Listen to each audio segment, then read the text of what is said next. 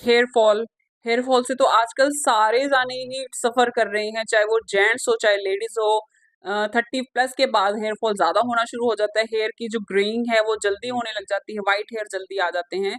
तो इन सब का रीजन क्या है, हेयर फॉल क्यों होता है, और क्या है हेयर फॉल रोकने के क्या क्या हम ट्रीटमेंट कर सकते हैं घर बैठे, क्या क्या हम इसके लिए ऑप्शंस हमारे होते हैं, तो आज हम इसी टॉपिक पे बात करेंगे। तो चलिए वीडियो को शुरू करते हैं। सबसे पहले बात आती है हेयर फॉल की। हेयर फॉल क्यों होता है, पहले क्यों नहीं होता था, या फिर हेयर फॉल जैसे है अब जो है जल्दी क्यों होने लग गया है। इससे पहले क्या है, लोगों में जो हेयर फॉल या फिर ग्रेइंग ऑफ हेयर था वो एक लिमिटेड एज थी, 45 के बाद जैसे स्टार्ट होता था या 40+ होने के बाद शुरू होता था। अब क्या है, अब कोई एज लिमिट नहीं है, टीनेजर्स में भी ग्रेइंग ऑफ हेयर देखा जाता है, वाइट हेयर्स देखे जाते हैं, या hair fall severe hair fall देखा जाता है। तो इनका क्या रीजन है।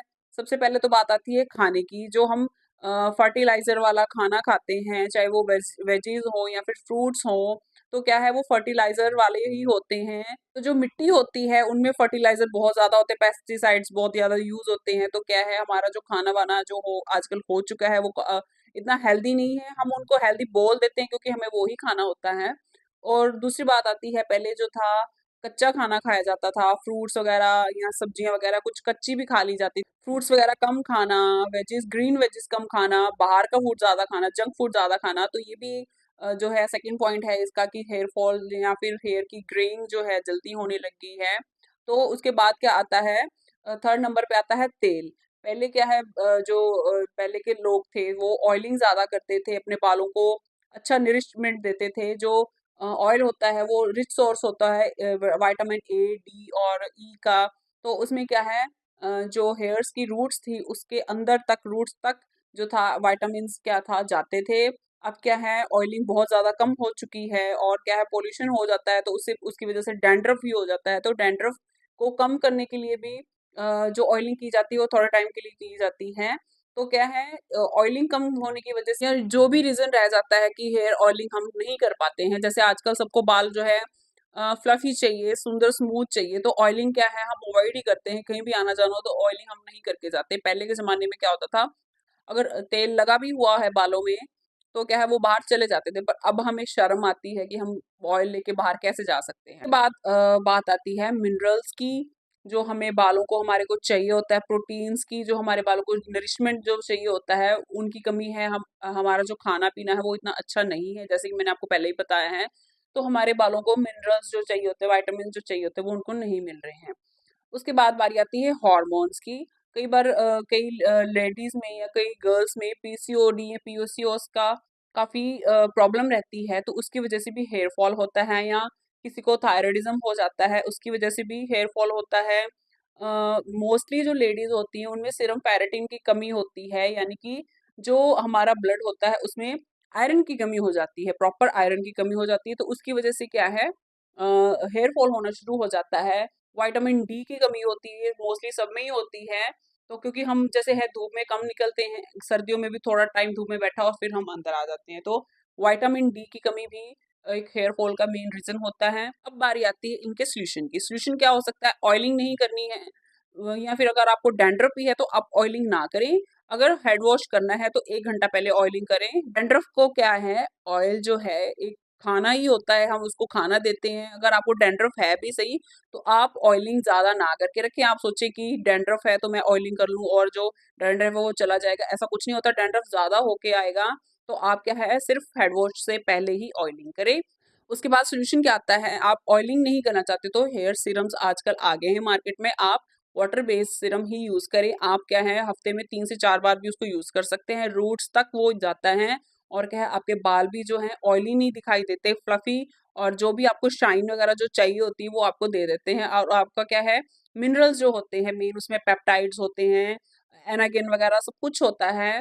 तो आप क्या है वो बालों को नरिशमेंट जो चाहिए होता है वो देता है। और क्या है, प्लस में आपको जो ऑयलीनेस फील होती है ऑयल लगाने के बाद वो भी फील नहीं होती। तो आप हेयर सीरम का ऑप्शन चूज कर सकते हैं। दूसरा जो पॉइंट आता है वो आता है कि हेयर सीरम में कौन कौन से जो सीरम्स हैं अच्छे होते हैं। आप पिलग्रिम का यूज कर सकते हो। रेडेसिल सीरम आता है, हेयर सीरम आता है, वो बहुत ही अच्छा रिजल्ट देता है। या फिर आप एबर्ट का यूज कर सकते हो, उसमें भी एनागेन प्रोगेन सब कुछ है जो कि बालों को चाहिए होता है। उसके बाद बारी आती है ऑरल सप्लीमेंट्स की। आप क्या है यूज कर सकते हैं, हेयर फॉलिक नाम की टैबलेट्स आती हैं वो यूज कर सकते हैं, वो बहुत ही अच्छा रिजल्ट देती हैं। उसके बाद बारी आती है सिर्फ फेरेटिन की। मी 12 OD के नाम से टैबलेट आती है मार्केट में। अब वो डेली रोज की एक खानी है आपको, और क्या है 3 महीने कम से कम खानी है, या 6 महीने तक आप उसको लगातार खा सकते हैं, जो आपके सीरम फेरेटिन की जो कमी है उसको पूरा करेगी। और क्या है आपको जो है, आपको थोड़ी शरीर में जो कमी महसूस होती है, थकावट सी महसूस होती है, वो भी आपकी जो दूर होगी। और क्या है विटामिन डी आपको लेना है, हफ्ते में एक बार शुरू करना है, कम से कम 3 महीने आपको वो करना है, लेना है।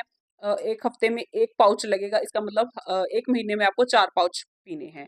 तो ये सब हो गया कि जो बालों की कमी जो है, तो ये सब हो गया जो हेयर फॉल की जो रीजन होते हैं उनको कैसे कवर किया जाए, चाहे आप सीरम लगाएं, चाहे आप ओरल टैबलेट्स लें, या फिर ओरल आप विटामिन डी जो है सैशे वो आप यूज करें। तो ये सारा है आपको हेयर फॉल को कम करने का।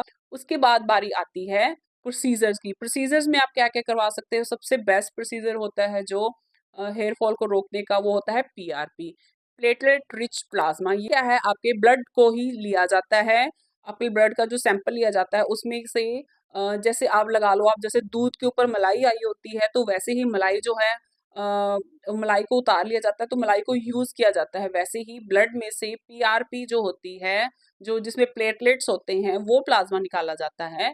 तो उसको क्या है आपके हेड के अंदर इंजेक्ट किया जाता है, हेड के ऊपर जो स्किन होती है उसके अंदर इंजेक्ट किया जाता है। और क्या है, साथ में डर्मा रोलर्स के साथ थोड़ी थोड़ी माइक्रो नीडलिंग की जाती है, पंचर किया जाता है, सो दैट वहाँ पे हेयर ग्रोथ होती है वो शुरू हो जाए। अगर आप 40+ भी हैं या 50+ भी हैं तो आप पीआरपी करवा सकते हैं। उसमें क्या है आपके हेयर फॉलिकल्स पे डिपेंड करता है कि अगर आपके हेयर फॉलिकल्स अच्छे हैं तो आपके जो रिजल्ट है वो जल्दी मिल जाएगा। बट उसमें क्या है, हेयर फॉलिकल्स के अकॉर्डिंग आपकी जो बालों की ग्रोथ है वो होनी शुरू हो जाती है।